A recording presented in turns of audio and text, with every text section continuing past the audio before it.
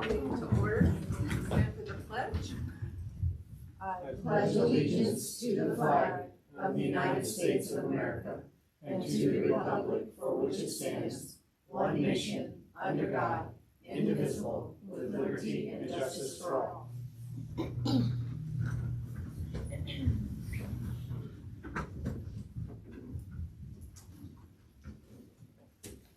Item 2C, preview and approval of agenda. I accept a motion.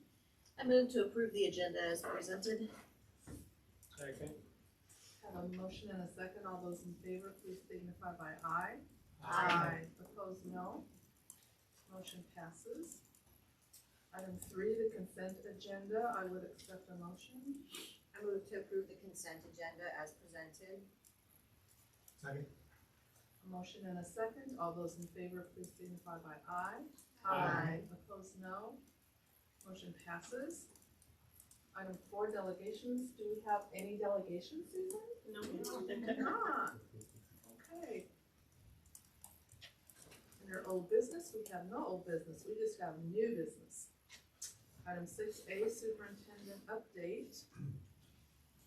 Yeah, for enrollment, we dropped a little bit in January from December. Yeah, families are moving, that's kind of the time. Or if they're being kicked out of their residence or whatever, that's kind of that time as well. But, not good time for everybody, but it is. So we went down just a little bit, but again, kind of holding steady over our ending enrollment for last year. The other thing I'd like to just share with you, I know when you get a call that says we're having school or we're not having school, it impacts everybody in our community. I'll let you know, and I've shared with Dr. Parkhurst and Mrs. Knox, I'm a part of 2 different groups that talk before we get started. If it's snowing the night before, it's usually a 3:30 wake up that we kind of get going. Way too early for me, but when your phone never stops dinging, you get up. But I have one which is it's called Ray-Pec Borders, but it's everybody who borders Ray-Pec, which includes some of our bigger school districts, Belton, Grandview, Lee Summit, where we talked about Blue Springs and others. So we have usually if a smaller school district makes a call, it may be different than what we do based on what Ray-Pec and others do. So I've been keeping up with that one. Today really was about wind chill, and we have made a determination with all of those districts that if it was 16 below wind chill that we were not going to go. And so that's why the determination was made today, and just being outside for just a small amount of time, we recognize that would not be good for kids waiting for the bus. The other one that I have is the Cass County Superintendents. It really is an opportunity for the smaller school districts to see what our bigger school districts are doing. But there's no shortage of communication, and many are in communication with the National Weather Service, so we take it very seriously. Tomorrow we are going to go. We do have some snow-covered roads, but another ace in our pocket is Wanda Fools, who is our bus director, and she made sure all of our buses were able to start today and get them running. And she did a lot of driving on our roads today, knowing that there are some snow-covered areas, but she said we need to get our kids back to school. We just need to take the snow and we'll be okay. With the weather forecast, we hope that we can be here tomorrow and Thursday, and then again Friday the high is 8, and so we'll be messing with that wind chill forecast as well. So just so you know, it's not an easy decision. We now have 3 of our 5 AMI days taken care of. Once we're done with those 5, then all the other days are snow days, but we'll talk about what we would like to do. So we build in all of our students' snow day hours into our calendar. So our students will never make up any of our days, because we have built in all of those hours into, the state used to ask us to do our calendars by student days. Now they do it by student hours. And you have to have 1100 and 1044. But we add in all of the time that you have to make up in order to everything up to 6 hours or 6 days, and then beyond that it's every other day until you hit 10 days. So we built in 10 plus day hours into our schedule, so we don't have to make that up. Staff, however, do. So we have our AMI days. Our staff are working these days. They're meeting on Google Meets. They're emailing students, working with students however they can. So that there's working going on during that day for our staff. After those days, we'll just have to talk about exactly what we do. If we only have 1 or 2, those are days that can be made up at the end of the school calendar for staff. But if it becomes excessive, we may have to talk about, could we continue to have staff working those days, figuring out ways that they're getting credit for being in for those days. It just gets tricky, especially when we have such bad weather right now and prolonged weather, but I'll keep you updated on everything that we do and the decisions that we make so that we are looking out for our staff as well on these days, not just our students. We do have our What's Great today, and Jill is here to share that with us. Hi, everyone. So I have 3 things to share with you. First one is real world learning, just a peek into 3 different projects that are happening in terms of real world learning in our schools. The first one is in the applied math course at the high school. They built raised garden beds, so they had to use calculations and tools and measurement and all of that to build these raised garden beds, which are now sitting in a hallway, I think, the last time I saw them. But they're gonna sell those. So they're currently working actually now with the Client Connect Projects class to create a flyer to sell those raised garden beds, and I think they're gonna try to have them out at some basketball game so that people can see them. But anyway, that's the next step, that they've built them and now they're gonna sell them. And I think they're, I don't wanna say what they're doing, I think it's for feeders. Yeah, or Houses? Bird something, yes. Okay. Can't remember, it is birds. In the middle school pre-algebra class, they are working on an energy use study. They have had scheduled twice a content specialist to come in and talk about energy use, and those have both been students, so they're going to schedule it again. But they'll have someone come in and talk about energy use, and I did get some pictures sent to me of them kind of looking at energy bills and looking at costs, and they're going to be doing an energy use study where they can use some graphs of their findings. They're looking at energy consumption trends over time and presenting the findings through line graphs, highlighting the benefits of energy conservation. So that is a real world learning opportunity.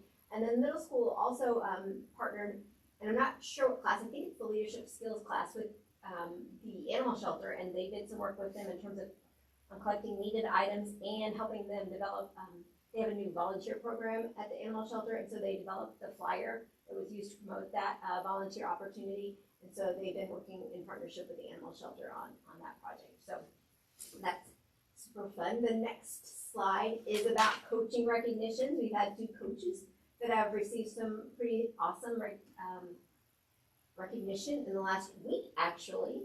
So when we were in school on, I don't know what day it was, I've totally lost track. But the night before, I got a text from Coach Bailey that said Coach Hall had been selected as the small class middle school volleyball coach of the year from Missouri. So we made plans to surprise him the next day. And so we did that, had his girls all, they were hidden behind the staircase. And we surprised him. Mr. Grantham told him he had a mad parent in the office. Got him out of class. That was so not nice of Mr. Grantham. But we surprised him, and Coach Bailey made the announcement. She's on maternity leave, but she did come with the baby, and surprised him with that honor. He will be recognized at a banquet in February with the official recognition. And then Coach Langer has been inducted into the Kansas Baseball Coaches Hall of Fame, and that happened last Thursday night. And I don't think I would have ever known about it, but it's been several months ago that I was talking to Coach Langer in the hallway just after he got the phone call from the person who nominated him, and he was pretty excited, humbled by that, and so he shared that with me, so I put it on the calendar, and I remembered, and he it was official, and last week they made the announcement, and then they had the banquet last Thursday, so. Looking for some official pictures from that banquet. Sherry, his wife, is supposed to be sending me those so that we can share those as well. But 2 pretty big honors for those coaches. The last thing is a couple new communication tools that I wanted to point out. We worked hard to find a tool that would benefit our coaches the best. And so currently our winter sports coaches are using an app called Sports U to communicate with families.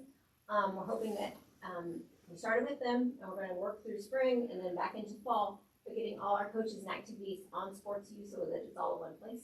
They are using the heck out of it because I get all the notifications from all the coaches. Oh, wow. I can turn off notifications, but anyway, I can see them all. And so I do know that they are using it, and I think it's going well. We will check back with them to see what things that have gone right and wrong with it. I'm actually going to meet with John Weber tomorrow because they're looking for a tool to communicate with their parents as teachers' families. They're not in our student information system, but they could use this so it can go beyond sports. So I think we might try to use that for parents as teachers as well, because like they just had to cancel an event, so they were unsure how to reach out to all their families in a quick way. And the other thing is Instagram. We now have a district Instagram. In our family survey, Instagram was the second most used social media platform for our families. It was Facebook and then Instagram. We have discontinued pretty much the use of Twitter or X or whatever you're going to want to call it because it doesn't really fit our needs. Plus, people really aren't there as much anymore. So we now have Instagram. So if you're on Instagram, it is just another tool. It is not a standalone where information will only be there. Information is on all platforms everywhere. But it's just another tool that if people are already there, we're going to go there too. The Sports U app is really kind of game changing. Truthfully, when you have kids in multiple sports and multiple schools, I think it's been fantastic.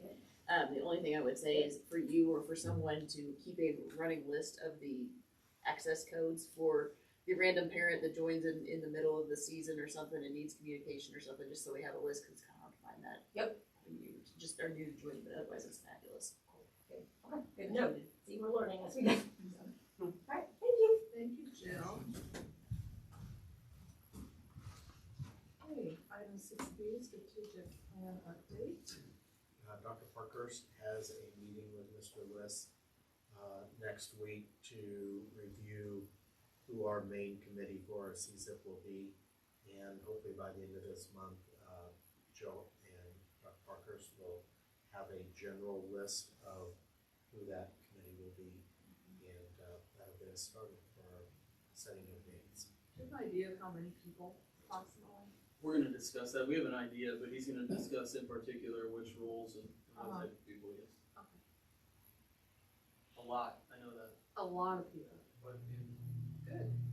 That's good. You want a lot of input.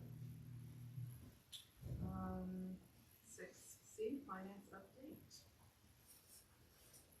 Through the end of December, we are 50% of our fiscal year complete already. I know. Overall revenues are 56% of our working budget.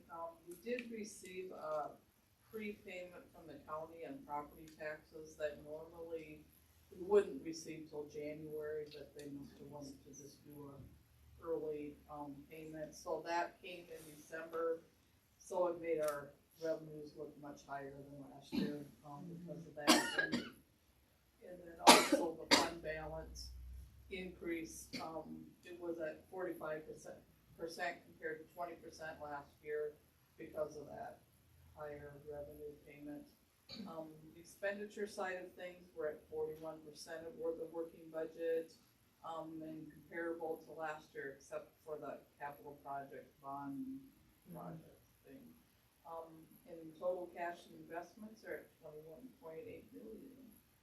So, I have to say I freaked out a little bit when I was going through all of your tables. And I didn't I guess I scrolled too fast, cause I went to the percentage fund balance for 22. And I saw the 21%, and I'm like, wait a minute, what?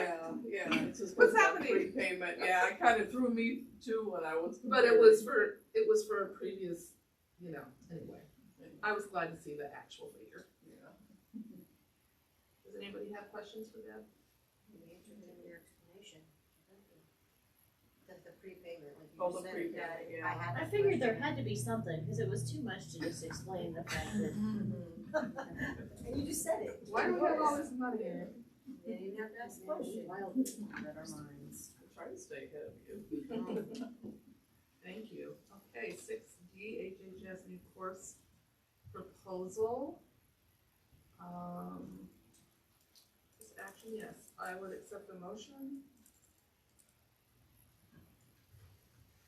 I move to approve the addition of a career explorations class at HHS beginning with the 2024-25 school year.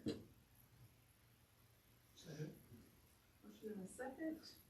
Would you like to give us a little information about this? Yeah, as we continue on our real world learning journey, one of the things that I have asked Mrs. Knox and Robin Colburn, who is our business liaison, was to really dive as deep as they could into the real world learning, what Cochrane Foundation was asking, and a lot of that related to internships. We need to get our kids out of the school and be in volunteer businesses. And so with that, we needed to be able to figure out how to have a course for that, who's going to do that. Robin Colburn is going to be that teacher. Remember that when we hired her, she does some FACS classes as well as that business liaison. And so we'd like for us to maximize everything that she's doing. And this is a way to give somebody the opportunity to be there for the kids when it comes to internships. Sounds like a good plan. Okay, I have a motion and a second. All those in favor, please signify by aye. Aye. Opposed, no. Motion passes. Item 6E, March board meeting date. I would accept a motion. Recommendation action to set the date for the regular March 2024 board meeting as March 15th, 2024. Second. Motion and a second. As you can see in the information, this is just moving the date from our regular scheduled date because of spring break. So, all those in favor, please signify by aye. Aye. Opposed, no. Motion passes. Item 6F, Board of Education candidate filing update. We are very pleased that we do not have to pay $20,000 to put the election on the ballot because there were only 2 candidates. We don't need to do that, so Doug and Doug will be here again.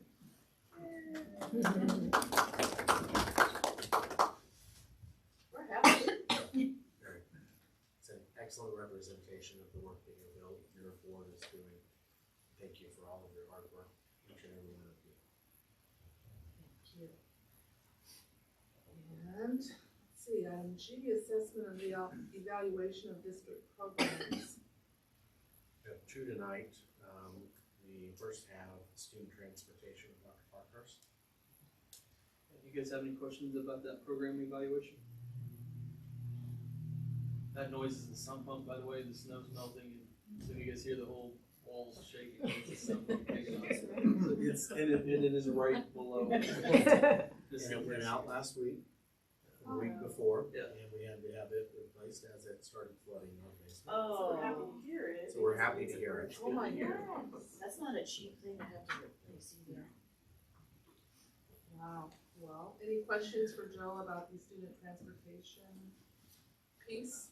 I think we're doing well overall, we're thankful about it, right? We've been very fortunate, it sounds like, with our drivers. Very low. we say the name Wanda, we say that because of how affectionate we are to her leadership and supported us, Mark. And she's very familiar with everything. She's been here a long time.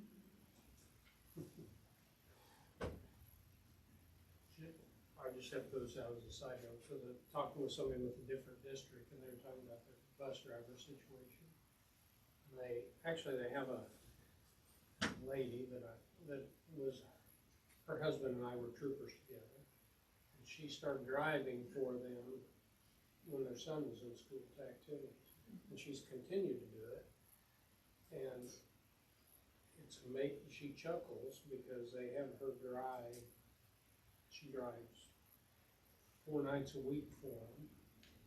Kids in college, they're gone, but she can adjust her work schedule. And so she's able to work from home.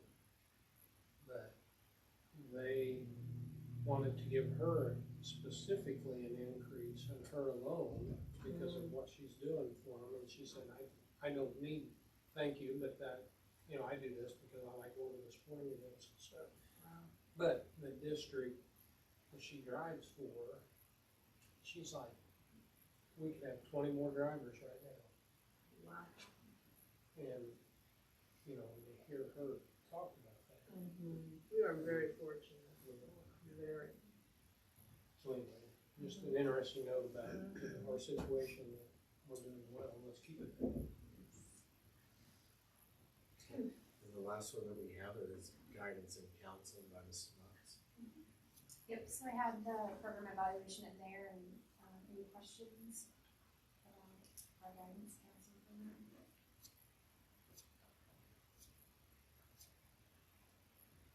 Anybody have questions? It must be going well, cause I don't hear anything negative ever anymore. Yep. There used to be quite a bit of negativity floating around. Yep, we are, right now, we are looking, you can see on the school-based therapist for Compass Health, we do have an opening for a school-based therapist that we are still trying to fill. We are really lucky to have a great partnership with Compass Health, so we are still looking for us a, school-based therapist to help cover our elementary needs. So then I did notice you had quite a few students on a waiting list for that therapy. What, do they just wait? I mean, there's no action taken? Nope, so great question. We actually don't keep them on a waiting list. What we do is we refer them and their family to the local Compass Health. So there are many options for them so that we don't have anyone sitting, Waiting. waiting. And we also have access to a crisis, like a crisis team through Compass Health, so that if we have a student in crisis, it doesn't matter how many kids or whomever, we have access to additional supports. But the nice part with us partnering with Compass Health is they can also access home therapy and family therapy as well. That's Yep, so it really connects them to the entire network of Compass Health, as well as school, and that has been huge for us in developing common goals for students and families to work with. Oh, yeah, that's great.